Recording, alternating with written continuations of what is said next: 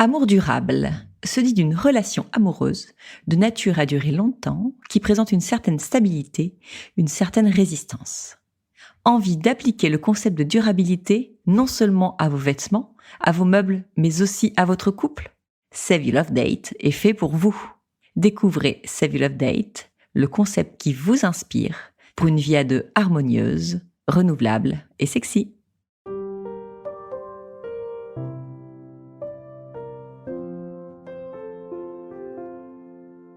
Bienvenue sur Au cœur du couple, le premier podcast qui vous donne la parole sur votre vie de couple. Je suis Swazi Castelnerac, créatrice du concept Save Your Love Date. Je suis Marie-Lise Richard, psychologue spécialisée en thérapie de couple. Sur ce podcast, nous échangeons chaque semaine avec vous sur les problématiques, les doutes, les obstacles que vous rencontrez dans votre vie de couple. Et nous vous livrons des outils concrets pour vous aider à construire la vie de couple à laquelle vous aspirez. Nous sommes heureuses d'être là pour vous inspirer, vous guider, vous bousculer aussi peut-être. Mais ne l'oubliez pas, vous êtes les premiers acteurs de votre couple.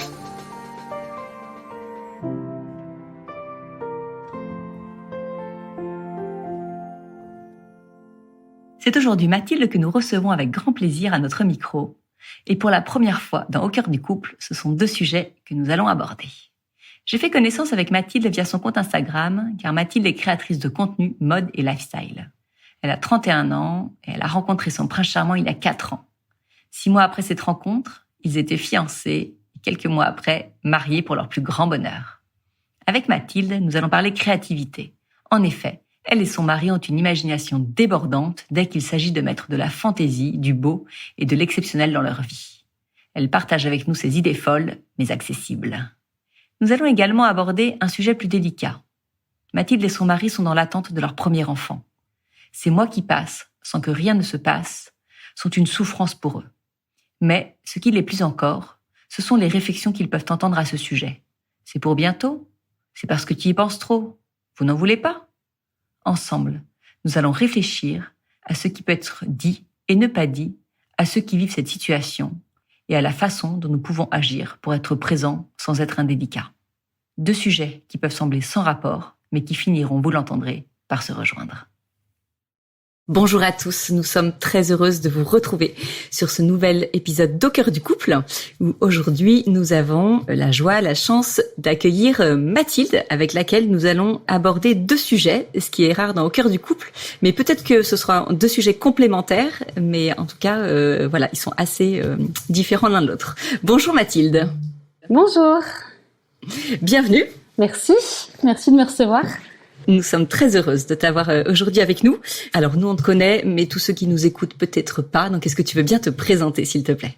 Oui, alors je m'appelle Mathilde, j'ai 31 ans, j'habite une petite ville, enfin ou peut-être d'ailleurs une moyenne ville selon les conceptions, des Hautes-Alpes. Je suis créatrice de contenu de mon état de vie donc sur les réseaux sociaux et je suis mariée depuis bientôt 3 ans avec un mari qui me fait la joie d'être militaire et donc plutôt absent.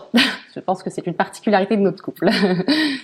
Est-ce que tu veux bien justement votre couple nous en dresser un petit portrait ? Oui, alors on s'est rencontrés il y a un peu plus de 4 ans par des amis qui nous ont présentés, qui se sont dit qu'on irait bien ensemble et ma foi qui ont eu du pif puisque 3 mois après notre rencontre, il m'a demandé en mariage. Donc on a pris la décision assez rapidement de se marier, mais on le regrette pas du tout puisqu'on a encore, on sera toujours, mais on est très amoureux et on ne regrette pas du tout cette décision un peu folle qu'on a prise, même si c'est vrai qu'au début, je pense que ça a un peu étonné notre entourage qui avait rarement vu, je pense, un couple prendre une décision aussi rapide. Mais donc voilà, et donc tout s'est fait très vite. On s'est fréquenté finalement pendant 1 an de fiançailles, puisqu'on s'est fiancés, on se connaissait depuis 6 mois. Et voilà, et maintenant on est mariés depuis 3 ans. Alors, moi, je suis venue vers toi pour t'inviter à notre micro parce que je te suis sur les réseaux sociaux. Tu as un compte, on le mettra dans les notes pour ceux qui veulent te retrouver. Tu as un compte qui est très joyeux, très vivant et très créatif, notamment au sujet de votre vie de couple. Et en fait, j'ai fait un post il y a pas très longtemps sur le pardon et tu es venu me dire, sans doute en commentaire, que vous faisiez, il y a quelque chose que vous aviez mis en place entre vous que tous les soirs, au moment où vous vous couchez, vous demandiez pardon et que ça, c'était écrit dans le contrat de mariage que vous vous êtes fait l'un à l'autre. Donc là, on a commencé à converser toutes les deux. Et donc, sur ce thème de la créativité, parce que là, c'est ce qui a fait notre accroche entre nous deux, mais j'avais vu d'autres publis avant en me disant, mais dingue, tout ce qu'ils font. Moi, déjà, je me trouve un peu créative dans mon couple, mais là, je crois que toi, j'ai trouvé mes maîtres. Et donc, ça m'intéressait de pouvoir discuter un peu de ça avec toi. Parce que la créativité, on le sait, on en a pas mal parlé avec Marie-Lise dans notre livre Les 5 clés de l'amour durable. Pour nous, c'est vraiment une des clés de vie, en tout cas, du couple. Bon, c'est vrai que vous, pour le coup, vous êtes quand même des jeunes mariés, des jeunes amoureux. Vous avez 3 ans de mariage, 4 ans d'amour. Mais je pense qu'il y a déjà, au bout de 3-4 ans, des couples qui sont déjà dans la routine et qui n'ont plus trop d'idées pour maintenir le feu, la flamme. Donc déjà, bravo pour ça. Est-ce qu'on peut revenir sur ce contrat de mariage? Est-ce que tu peux nous en dire un peu plus? Oui, en fait, je sais plus trop comment on a eu l'idée. Je crois que ça vient de mon mari, parce que lui-même, il est un peu. On a tous les deux notre grain de fantaisie, on aime bien faire des choses comme ça, et je crois que ça vient de lui. Et en fait, moi, j'ai écrit ce que j'attendais de sa part sur un contrat, et lui, il a écrit sur un contrat ce qu'il attendait de ma part. On avait fait ça quand on était, moi, j'habitais à Paris à l'époque, et lui était à Marseille, donc et le week-end, on s'était retrouvés. On avait tous les deux signé notre contrat, et on s'est dit voilà, ça c'est notre contrat de mariage. Il y en a, ils déposent leur contrat de comment ils vont gérer leurs finances chez le notaire, et nous, c'est juste un truc qu'on a écrit, signé. Il est encadré dans le salon. Alors ça fait toujours un peu rire nos amis quand ils viennent à la maison. Parfois ils regardent ce truc. Parce qu'en plus on l'a fait sous forme de contrat de partenariat, un peu comme si on était une marque et un influenceur. Enfin, c'est un peu original. Du coup voilà, lui il a l'obligation de me rendre heureuse tous les jours de sa vie.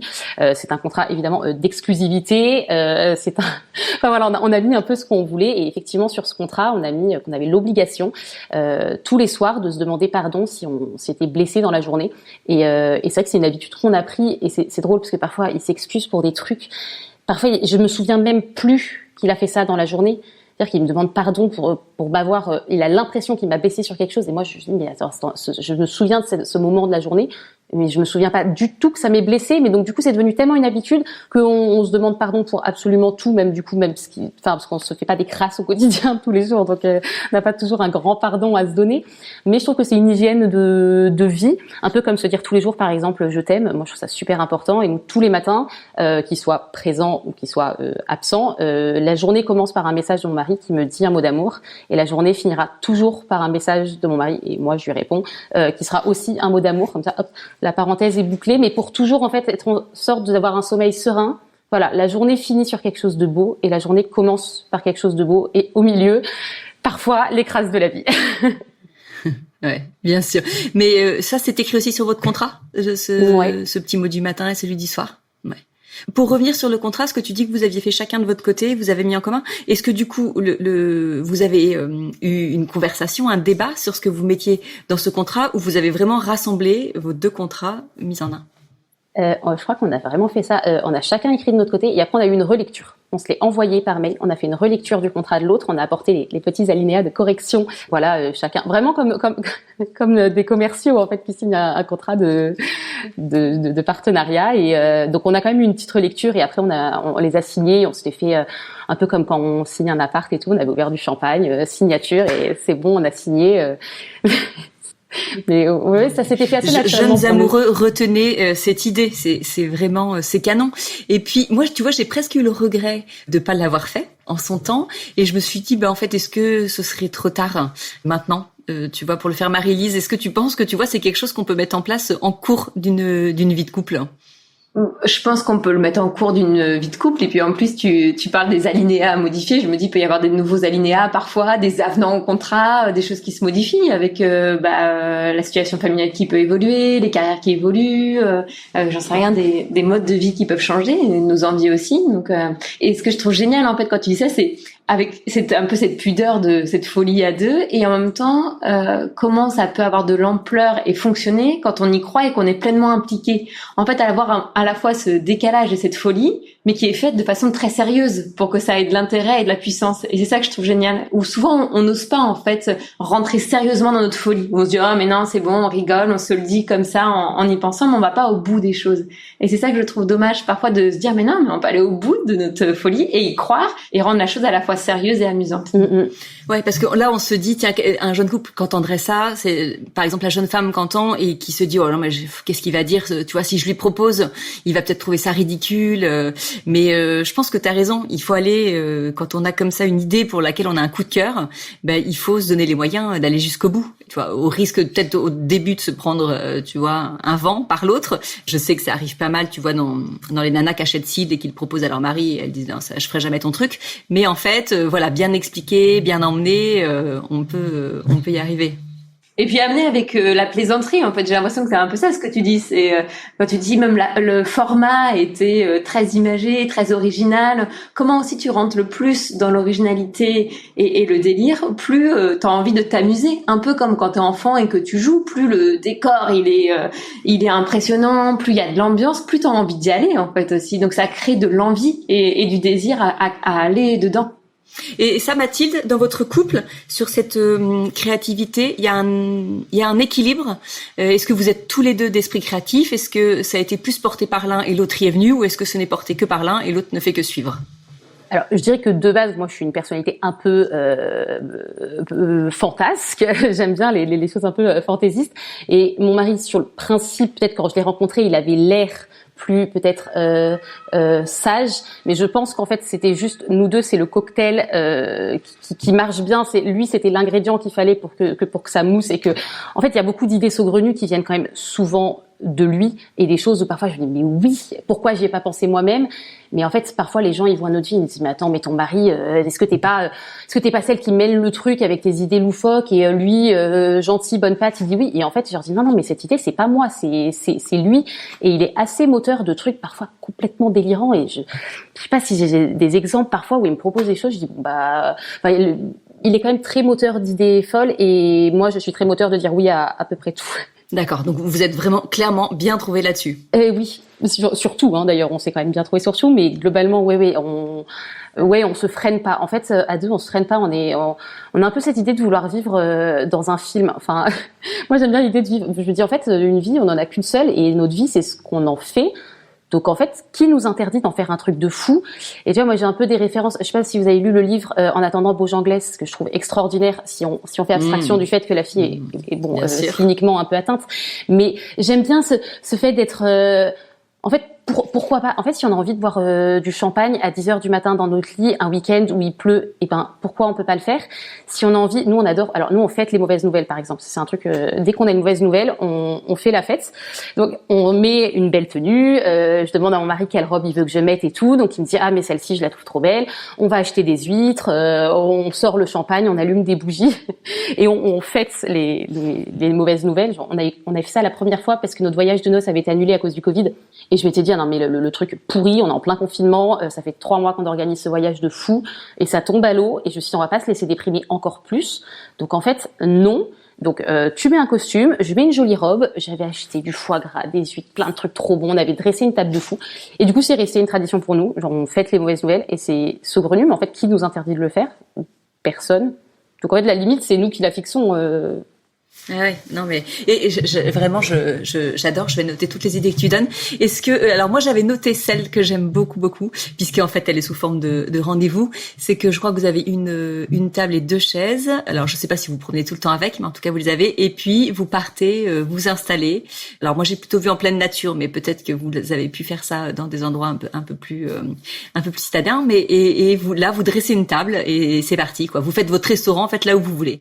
Oui, en fait ça c'est une idée, pour le coup c'est une idée de Joe. En fait il avait vu une fois une photo d'un restaurant d'altitude, donc pas du tout des gens qui sortaient leur table de cuisine comme nous on fait, c'était juste un très joli restaurant d'altitude. Et en fait nous dans notre région il n'y a pas beaucoup de très jolies adresses pour des repas en amoureux, et en fait on s'est dit en fait s'il n'y a pas d'adresse, on va la créer l'adresse, et nous on rêverait d'un joli restaurant panoramique avec vue sur le lac de Serpenson. Vu qu'il n'y a pas de resto comme ça qui fait exactement le menu qu'on veut, et en fait, on va prendre notre table de cuisine et nos 2 chaises, là, hop, on les met dans le coffre. Après, on prend notre jolie vaisselle, on va faire les courses et tout, et on se dresse effectivement notre table avec notre seau à champagne rempli de glaçons et tout, on met dans la glacière.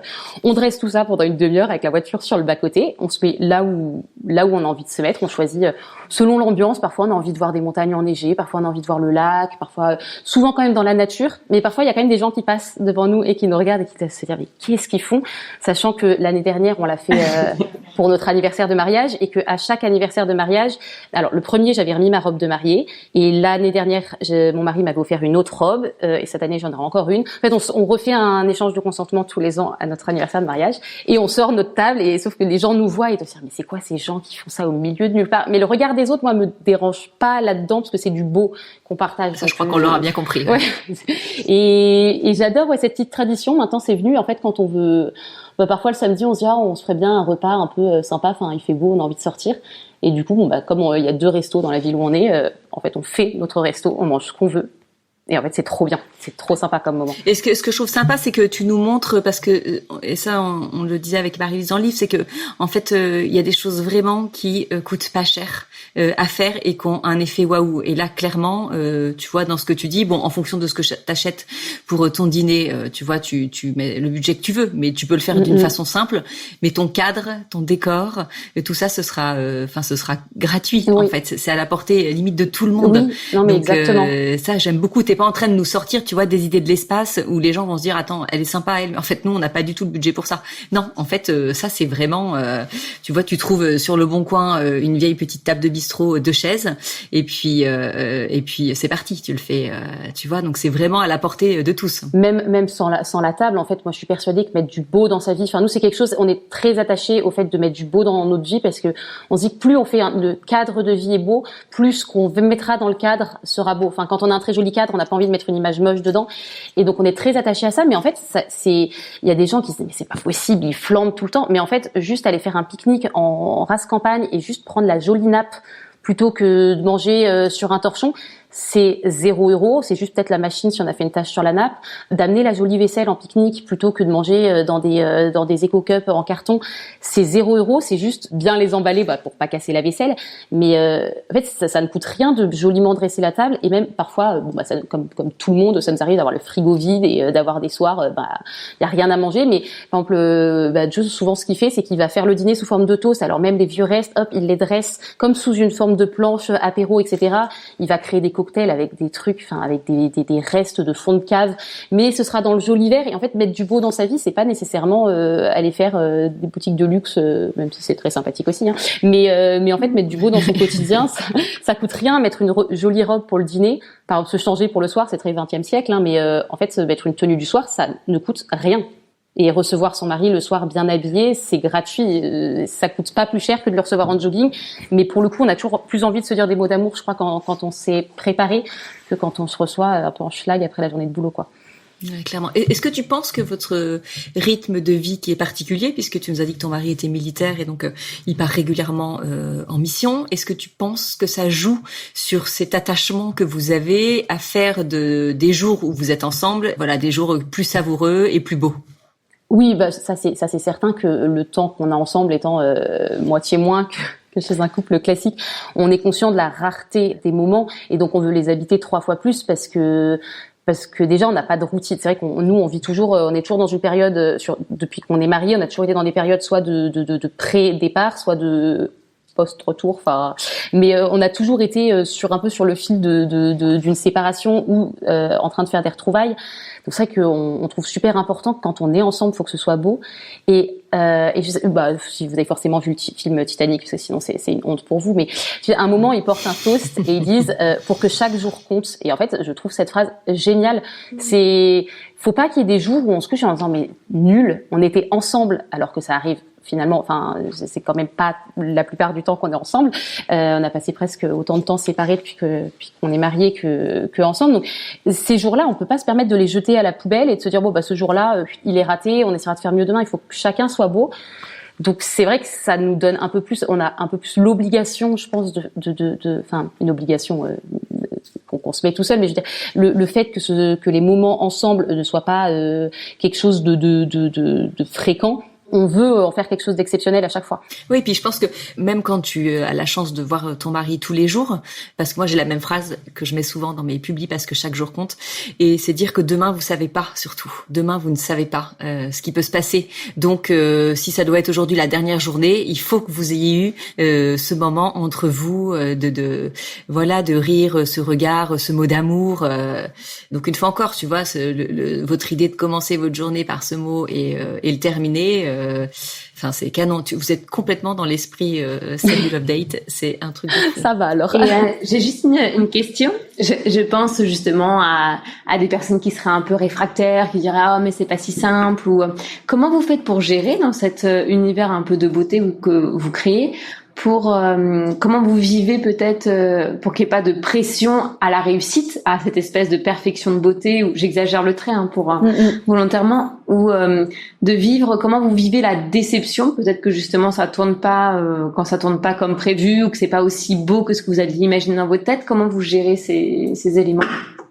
Je sais pas si ça s'est déjà présenté, qu'on soit un peu déçu parce qu'en fait quand on est je saurais pas comment. J'ai pas l'impression qu'on était confronté à ce genre de choses, parce que si, par exemple, il fait mauvais, et ben on arrive assez bien à se trouver une solution et de se dire, ok, bon bah c'est pas grave, on fera le pique-nique dans la voiture, ou on fera le pique-nique au milieu du salon. Et puis comme en fait on fête les mauvaises nouvelles.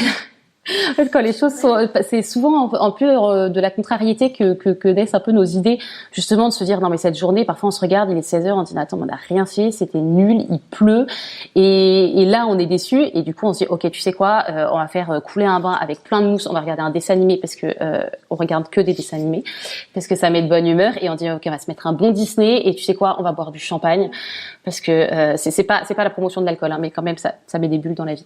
mais du coup je sais pas, c'est pas une pression qu'on se met, c'est juste une volonté qu'on a de vivre une vie qui est belle, et de pas, en fait, il y a tellement de gens, je pense, qui sont un peu tristes dans leur vie, qui sont là, qui se laissent un peu juste malmenés par le quotidien, et nous ça nous rend trop triste de voir ça, et on se dit on veut pas du tout devenir des gens comme ça.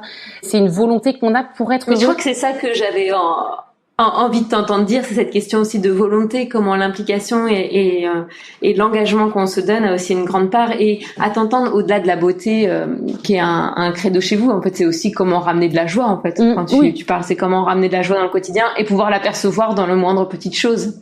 Oui, et se dire qu'elle est toujours là dans un coin, en fait.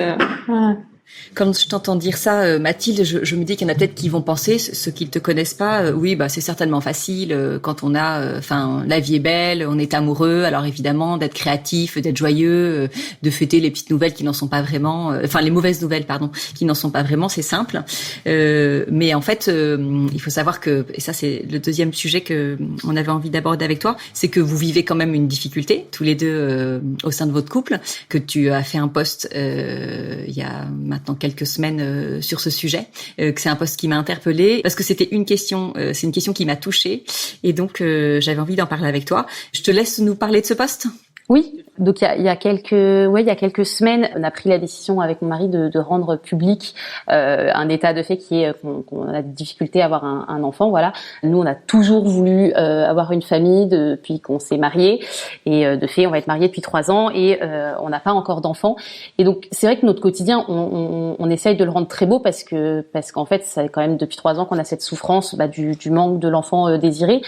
Et en fait, oui, c'est vrai que de l'extérieur, je pense qu'il y a des gens qui peuvent se dire non mais ça va, entre les pay OPEX qui lui permettent de vivre la fast life, le fait de vivre dans une jolie région, et de toute façon c'est facile pour elle, de toute façon elle bosse à la maison. Enfin, peut-être que de l'extérieur on peut donner l'impression que tout est simple, mais en fait c'est surtout qu'on a le besoin de mettre beaucoup de joie et de beauté dans notre vie, parce qu'il y a quand même quelque chose qui nous manque profondément, et qui n'est pas un manque qui vient de mon mari, ou un manque qui vient de moi, ou un manque dans notre relation qui serait pas construite sur des bases solides. C'est juste un manque de quelque chose que on peut pas décider. Enfin, c'est un peu la loterie de la vie, la fertilité. Et bon, nous voilà, on n'a pas tiré le gros lot a priori, pas pour l'instant. Et du coup, voilà, on n'a pas gagné au loto, mais en attendant, on essaye quand même de faire en sorte que malgré cette souffrance, en fait, on a d'autant plus la nécessité de rendre la vie belle que, de fait, il y a quand même quelque chose qui est pas très joli, qui est un peu triste dans cette vie, qu'elle correspond pas exactement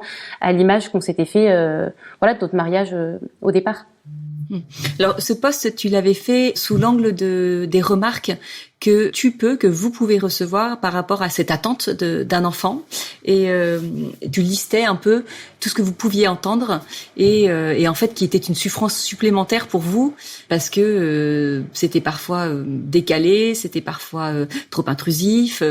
Est-ce que tu peux nous redire un petit peu ça? Ouais, en fait, c'est vrai que j'ai fait le post. Je voulais un peu, alors pas faire une leçon de morale, mais je me suis dit, j'ai de l'audience, j'ai des gens qui me lisent, et certainement que dans toutes les personnes qui me suivent, il y a des personnes qui ont ces réflexions maladroites de dire, alors le bébé c'est pour quand? Ah, vous voulez pas d'enfant?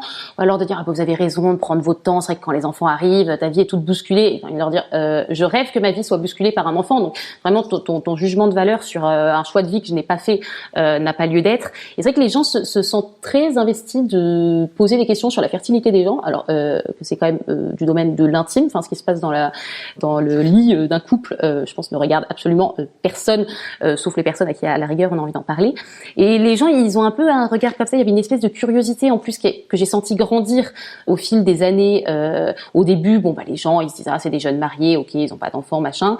Et en fait, au fur et à mesure des mois, c'est pour quand et qu'est-ce que vous attendez et après. Les gens ont fini par comprendre, je pense, quand on bascule encore un peu plus loin, quand les mois continuent de passer, les gens devinent qu'il y a peut-être un petit souci. Et alors là, c'est les conseils non sollicités où on n'a rien demandé à personne et tout le monde, mais vraiment tout le monde semble savoir exactement comment il faut faire un enfant et pourquoi nous on n'y arrive pas, mais que tout le monde a une solution à notre souci et tout le monde arrive avec son petit grain de sel de est-ce que tu as pensé à arrêter de fumer? Oui, j'y ai pensé, à moins faire la fête, et en même temps t'es très stressé, et en même temps ton mari il est très absent, et en fait tout est un peu dans la culpabilisation de la femme en plus essentiellement, de dire oui mais si ça marche pas c'est forcément qu'il y a un souci, et le souci il est forcément lié à ta façon de vivre. Il y a forcément quelque chose dans ta façon de vivre qui explique le problème, alors qu'en fait parfois juste le problème il vient on ne sait pas où. Il y a plein d'infertilités qui sont inexpliquées, et en l'occurrence nous c'est juste inexpliqué, c'est la faute à pas de bol.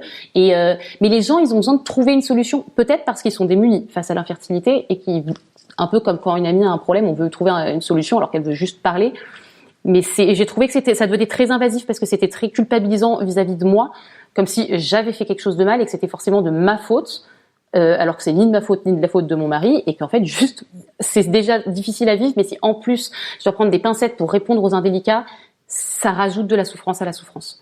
Alors, tu vois, moi, je me dis que tu aurais pu être mon amie et que je pense que j'aurais pu avoir, tu vois, les phrases que tu cites envers toi, sans être, je pense, malveillante, tu vois, mais en voulant peut-être m'intéresser, en essayant d'aider. Qu'est-ce que tu conseillerais presque à ceux qui seraient dans la situation d'être d'une de tes amies? Alors, souvent, quand même, je trouve que les réflexions un peu indélicates, elles viennent pas des amis. Elles viennent du cercle un peu plus éloigné, des gens qui ont juste une curiosité, qui veulent tenir leur tableau à jour de qui veut un enfant, n'en veut pas, va faire le deuxième, le troisième. Je trouve que ça vient plus souvent de l'extérieur, parce que mes amies, alors c'est elles qu'il faudrait interviewer pour qu'elles vous disent ce qu'elles font, parce que j'ai de la chance d'être incroyablement bien entourée par des amies très très bienveillantes qui font exactement ce qu'il faut faire, je pense, c'est-à-dire qu'elles sont présentes pour moi. Elles ouvrent le dialogue sans questions intrusives, juste en créant un climat qui permet de se confier, un climat parfois se voir sans avoir un nourrisson qui pleure dans les bras. C'est pas forcément le moment où on a son bébé qui pleure dans les bras qu'il faut se tourner vers une copine qui a du mal en disant et toi du coup ton projet bébé t'en es où? C'est pas la bonne situation. Je pense que voilà, c'est choisir le moment où avoir ce genre de conversation qui doit être un moment un peu dans une intimité, dans une confiance, pas forcément au milieu d'une soirée, au milieu des enfants, au milieu de la foule, pas forcément juste après une annonce de grossesse.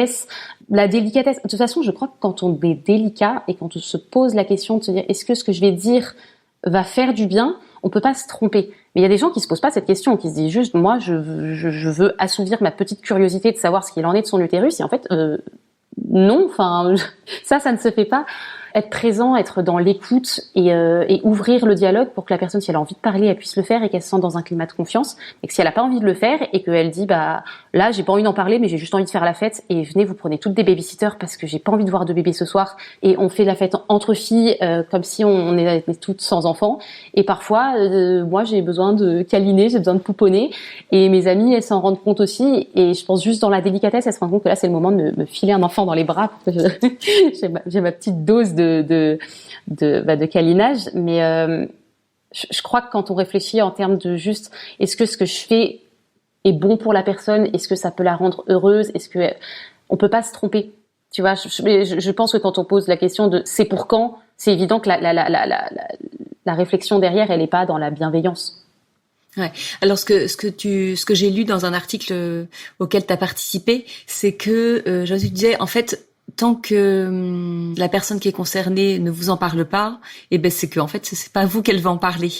Et ça j'ai trouvé ça intéressant, mais parfois aussi des fois on peut peut-être se trouver, et ça peut-être Marie-Lise tu peux nous éclairer, devant une amie ou une personne un peu plus éloignée qui finalement sait pas comment aborder le sujet parce qu'elle se dit peut-être que ça va pas intéresser, et que du coup elle reste avec, et que nous comme on ne pose pas de questions, elle se dit ça l'intéresse pas en fait, ou on ne tend pas cette perche pour pouvoir en parler. Donc c'est difficile je trouve de savoir en fait où se placer sans entrer dans l'intimité, mais en même temps en montrant quand même qu'on s'intéresse. Merci Mathilde pour tous ces retours. Moi, c'est vrai que en vous écoutant, et même avant notre rencontre, je repensais à ma situation entre mon expérience pro et personnelle. Et je sais que par exemple dans mon intimité, j'ai pu être pas suffisamment délicate avec des amis où ils m'en parlent de façon impromptue dans une salle où il y a plein de monde, et là elle me balance c'est compliqué pour nous, on n'arrive pas à avoir un bébé, et à dire un peu spontanément ah mais non je suis sûre que ça va aller, le truc qu'on n'a pas du tout envie d'entendre quoi.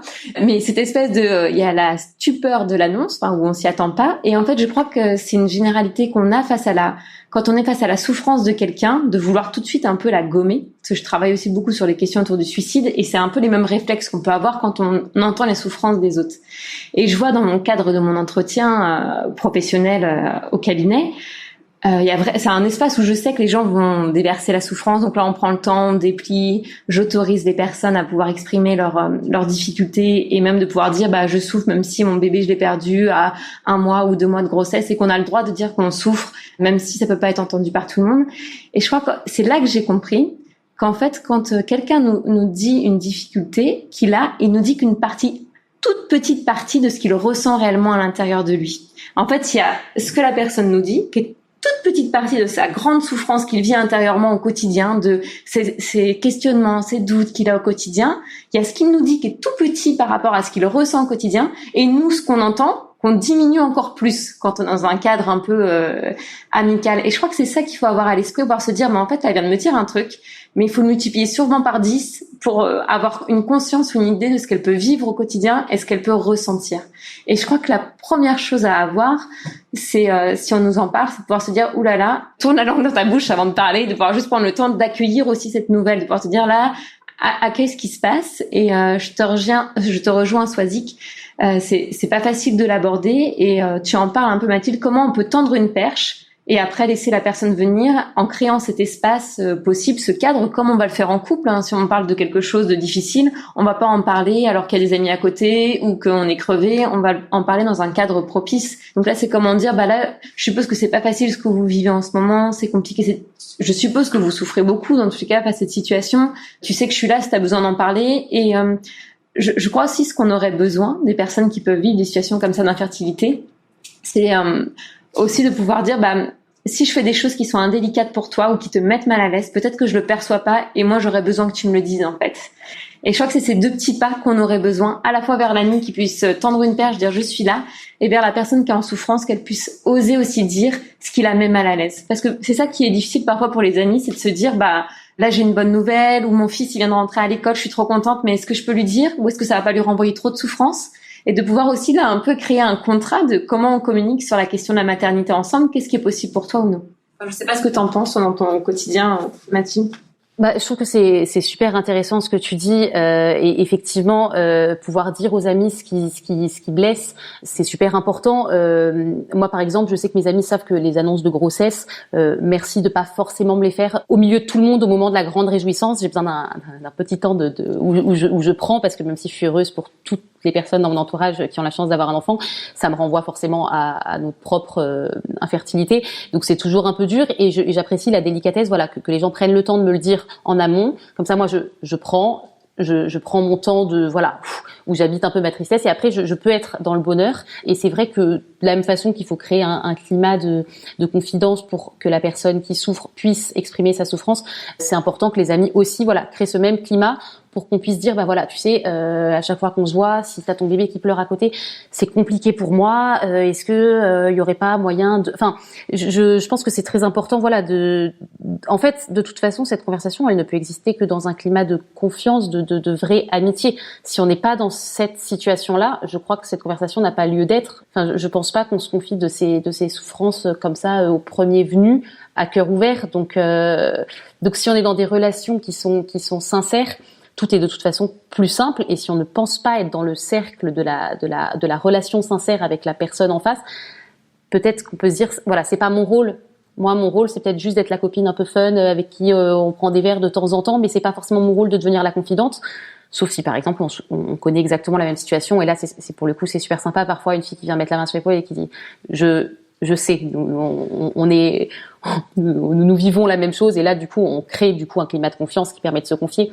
Mais parfois, il y a des choses, voilà, on n'est pas forcément la bonne personne et c'est pas grave de pas être le bon interlocuteur pour tout le monde. Et est-ce que c'est une situation, une fois que vous en avez parlé autour de vous, qui vous a coupé de certaines personnes ? Non, je dirais pas que ça nous a coupé de qui que ce soit. Non, je trouve pas, parce que moi j'adore les enfants, ça me dérange pas du tout de les voir, etc. Après, juste on réfléchit évidemment à se protéger de situations qui peuvent nous rendre trop tristes. Donc ça nous coupe pas, mais voilà, on sait qu'il y a certaines situations, c'est pas celles dans lesquelles on va se sentir le mieux, et donc si on peut décaler, se voir à un autre moment, et justement c'est quelque chose qu'on ne souhaite pas, on ne veut pas être coupé de nos amis à cause de ça.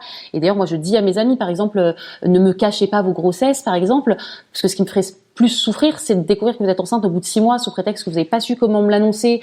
Je préfère presque que vous me l'annonciez, que ce soit un tout petit peu indélicat, plutôt que de se dire, ah non, attends, Mathilde, on peut pas lui dire ça parce qu'attends, tu sais, elle y arrive pas. Et en fait, le découvrir à la fin, c'est ça qui couperait le lien. C'est de nous priver du bonheur des autres sous prétexte qu'on n'a pas le même. Je serais plus embêtée par ça, mais non, je trouve pas que ça nous ait coupé non plus de nos amis. Enfin, on fréquente des gens délicats et intelligents par chance. Et ton mari, tu vois, parce que j'imagine, hein, je me dis que ces réflexions, elles sont peut-être, et ces conseils donnés sur lesquels un peu tu te révoltais entre guillemets, on avait l'impression qu'elles étaient plus adressées à toi. Est-ce que c'est un fait ? Est-ce que du coup, tu vois, l'homme est mis un peu de côté ? Est-ce que lui, on a l'impression que ça le concerne moins ? En tout cas, est-ce qu'on ose moins lui en parler ? Est-ce que tu vois, quelle est sa position à lui ? Comment il... Alors, c'est sûr que je trouve que dans ce genre de situation, c'est toujours la femme qui prend un peu toutes les balles perdues de son hygiène de vie qui est remise en cause par toute la société. C'est un peu terrible. Après, il y a toujours des gens qui ont aussi des conseils à donner sur l'hygiène de vie de mon mari et qui m'expliquent que comme il est militaire, c'est peut-être compliqué. J'ai envie de dire, ça se serait si tous les militaires ne pouvaient pas avoir d'enfants. Donc, vraiment, merci de remballer ton conseil que je n'avais finalement pas demandé. Mais c'est vrai que je trouve qu'on s'adresse beaucoup moins à l'homme dans ce genre de situation. On oublie qu'en fait un couple c'est 2 personnes, qu'on parle pas d'une infertilité d'une personne mais d'une infertilité du couple, et que c'est le couple à 2 qui souffre de l'enfant qui n'est pas là. En fait, je porte pas cette peine toute seule. Enfin, mon mari aussi veut un enfant, il l'aura pas dans son ventre, mais il l'aura aussi. Il sera père comme je serai mère. Donc, je trouve qu'on nie beaucoup aussi l'existence de l'homme dans cette souffrance. Un peu, voilà, l'homme c'est celui, comme si c'était un espèce de problème de bonne femme. Tu vois, avoir des enfants, c'est un espèce de truc de fille. Mais en fait, non, les hommes aussi, c'est ancré en eux de vouloir un enfant, enfin, en tout cas, quand ils ont ce désir. Et je crois que c'est important de pas les oublier et que du coup, voilà, les amis soient aussi là pour les hommes. Et c'est vrai qu'on leur pose beaucoup moins de questions, un peu. Comme s'ils étaient pas concernés, alors qu'ils sont tout autant concernés, qu'ils ont tout autant besoin d'un climat de confiance et de dialogue avec leurs amis. D'autant plus qu'on leur pose 1000 fois moins la question. Ouais, c'est ça. Entre hommes, je pense, entre amis masculins, ils ont moins tendance certainement à se poser la question.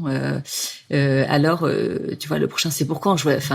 Il y avait mon beau-frère qui était là l'autre jour, donc c'est le petit frère de mon mari. Il y avait ma belle-sœur, en fait, elle n'était pas présente, mais on était avec elle par Skype. Et donc ils ont eu un premier enfant. Et donc moi, c'est moi qui ai posé la question. Alors le petit deuxième. Bon, alors déjà, tu vois, quand je me dis peut-être que c'était pas une question à poser comme ça devant tout le monde. Et c'est vrai qu'en fait, si tu veux, lui, mon mari, est-ce qu'il aurait posé cette question à son frère, tu vois, je pense pas. Je pense qu'effectivement, c'est quelque chose qui est peut-être plus une sensibilité féminine de se poser ces questions. Mais je sais pas, Marie-Lise, est-ce que tu vois, Je me dis, est-ce que c'est pas aussi des stéréotypes de genre, tout ça, enfin, avec les questions aussi autour de même la maternité, est-ce que là, on parle de l'infertilité dans le couple, mais t'en parlais au début, c'est des questions que tout le monde a. Enfin, je vois Lorraine sur son compte Émancipée, elle en parle aussi de tout ça. Elle avait fait un post, je me rappelle, sur toutes les remarques à balancer à Noël, là, sur le vieil oncle qui vient nous embêter. Je trouvais ça très drôle, mais sur comment tout le monde s'intéresse à ce qui se passe dans notre utérus, quoi. Enfin, c'est où t'en es. Et je pense que c'est aussi c'est un peu un mouvement féministe aussi de se dire en fait ça concerne la fertilité, ça concerne le couple, le désir d'enfant, ça concerne le couple, et arrêtez de vouloir vous préoccuper toujours de ce qui se passe dans le corps de la femme. Enfin, et avec ces intrusions qu'il peut y avoir, je pense que c'est une revendication plus large qu'on peut avoir, et que les hommes pourraient porter aussi, je pense, par exemple en parlant aussi peut-être en s'interposant pour dire aussi, mais tu sais, moi aussi je suis concernée par cette souffrance, tu sais, l'infertilité c'est le couple qui la porte, c'est pas ma femme qui porte l'infertilité, c'est notre couple. Donc à tous les hommes qui nous écoutent, de comment aussi peuvent faire passer le message sur ça, parce que je pense que ça viendra d'eux aussi pour qu'il y ait une évolution. Est-ce que toi, par exemple, Marie-Lise, si tu as un couple qui vient consulter et qui a eu ce problème, soit d'infertilité, soit d'avoir perdu un enfant en couche, est-ce que tu as l'impression qu'effectivement la femme, elle a pu s'exprimer davantage, et que en fait, quand toi tu donnes la parole à l'homme, il va y avoir une espèce de libération de sa parole que même sa femme va découvrir. Est-ce que tu vois, t'as pu vivre ça parfois? Je l'ai pas forcément vécu sur cette situation-là, mais je vois bien où, oui, il y a aussi cette pudeur où c'est plus compliqué pour l'homme. Enfin, on fait des stéréotypes, là, on reste dedans, mais de pouvoir parler spontanément déjà de ses émotions, parce que si on apprend dans l'éducation à l'homme de pas exprimer ses émotions, de devoir les cacher, enfin, voilà, c'est un trait féminin, donc il n'a pas à le faire. Et où là aussi, parfois, ils peuvent porter des fardeaux, des choses très lourdes d'un point de vue émotionnel qu'ils n'ont jamais vraiment déposé ou lâché. Alors qu'il y a peut-être plus ces cercles de femmes qui peuvent être possibles pour pouvoir déposer ça. Et encore, parfois, on culpabilise et on laisse même pas non plus à la femme la possibilité de se lâcher, où on va pouvoir dire, mais tu sais, il y a plus grave, c'est pas si pire. Bon, si on trouve les bonnes personnes, il y a une possibilité, mais oui, j'ai peut-être plutôt ce fait de, il y a pas assez d'espace ou d'autorisation à la fois de la société et le fait de s'autoriser soi-même pour l'homme à exprimer ce qu'il peut vivre d'un point de vue émotionnel. Et Mathilde, je reviens vers toi. Est-ce que, du coup, maintenant, tu vois que vous avez un peu vécu ces situations des remarques des autres, et c'est quelque chose dans lequel tu mets de l'humour maintenant, et tu vois, qui te semble plus léger, d'autant, enfin, maintenant, tu vois que tu as écrit dessus, ou c'est quelque chose, en fait, qui passe pas. Tu vois, Non. Là, déjà, je pense que j'ai une chance, c'est qu'effectivement, comme je suis un peu sur les réseaux, les gens qui me suivent, maintenant, c'est clair. Enfin, je veux dire, je crois qu'il n'y a plus d'ambiguïté sur la question. Tout le monde a compris qu'il fallait arrêter d'essayer de guetter. Est-ce qu'il y a de l'alcool dans mon verre? Est-ce que j'ai mon ventre qui a grossi? Donc déjà, j'ai un peu aussi éradiqué le problème à la racine, hein, c'est-à-dire que voilà, arrêtez de surveiller. Parce que je recevais beaucoup de questions comme ça. Ils disaient, je vois que tu bois du coca. Bah oui, parfois je bois du coca. Enfin, je ne bois pas de l'alcool toute la journée. Et les gens qui disent j'ai l'impression que t'as pris du ventre. Je dis oui, je me nourris, et parfois effectivement je prends des fondus savoyardes et ça me fait grossir comme tous les humains, et c'est pas forcément un bébé. Donc là j'ai enlevé toute cette ambiguïté, et tous les questionnements pour le FBI de la grossesse là. Donc les gens me posent beaucoup moins la question, et c'était aussi un peu un des buts du post, c'était de dire voilà, ok, j'ai l'impression qu'il existe une espèce de curiosité autour de notre fertilité. Donc ok, déjà c'est pas une honte, déjà je vais en parler parce que c'est pas une honte de pas réussir à avoir un enfant, c'est pas de notre faute. Donc déjà on lève le truc là-dessus, où tout le monde se sent un peu la culpabilité, enfin comme on disait tout à l'heure, toutes les réflexions qui sont quand même super culpabilisantes, on arrête avec ça, c'est pas une honte, donc je vais le dire publiquement parce que ce n'est pas une honte, parce que je veux qu'on arrête de me poser la question. Et effectivement, maintenant j'en rigole un petit peu.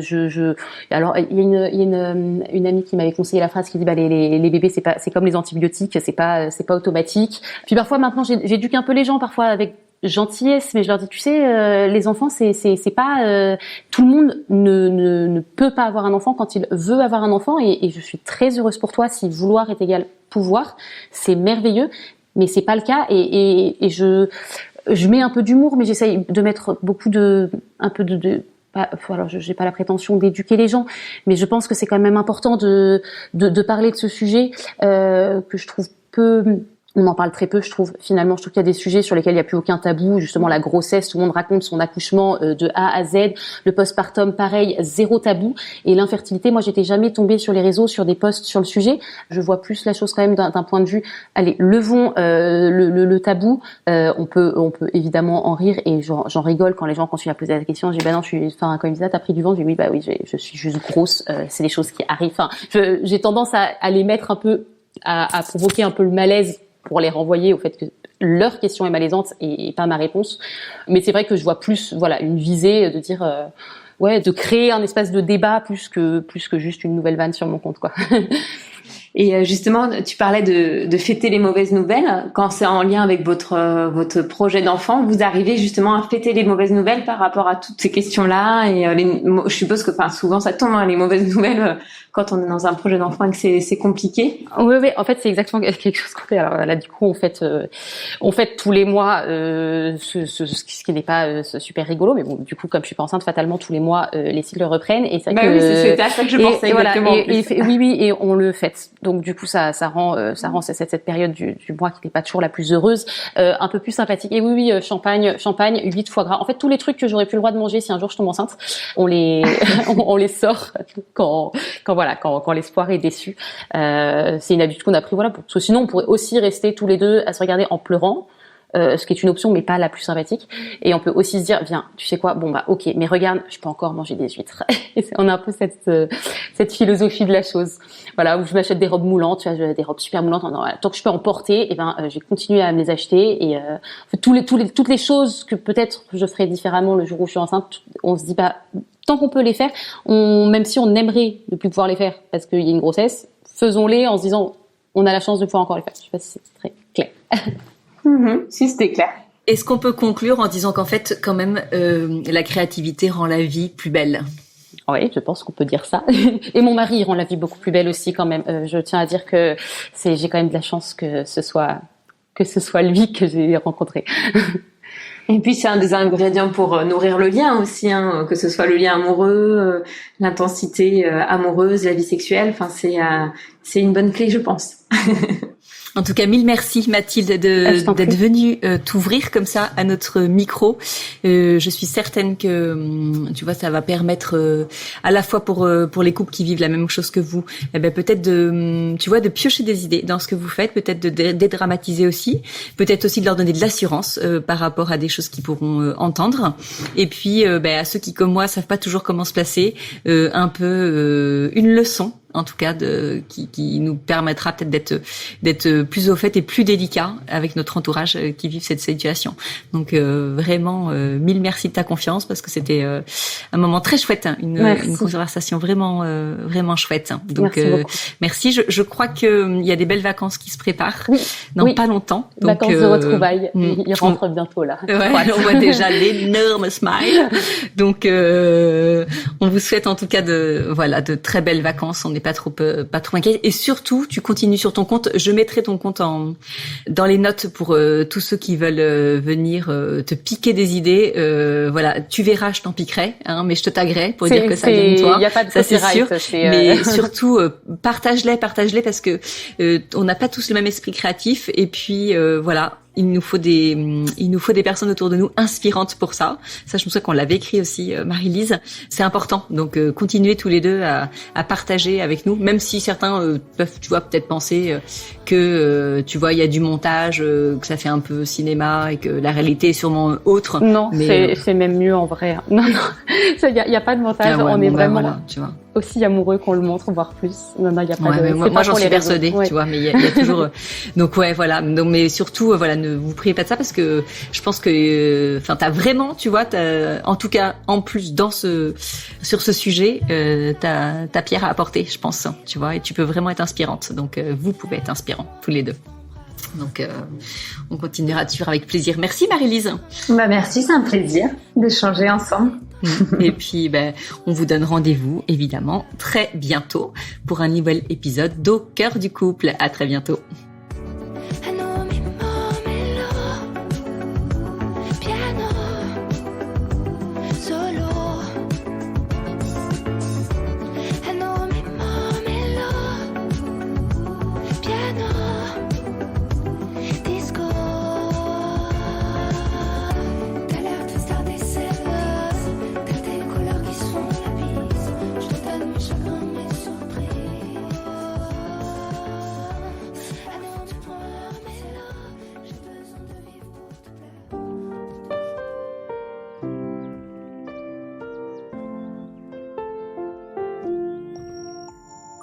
Si vous aussi vous rencontrez des difficultés dans votre vie de couple, venez nous en parler. Laissez-nous un message sur aucoeurducouplepodcast@gmail.com ou via Instagram sur la page Au cœur du couple. Nous sommes là pour vous. Merci pour votre écoute et n'hésitez pas à vous abonner, à partager et à nous mettre des étoiles. Et n'oubliez pas, vous êtes les premiers acteurs de votre couple.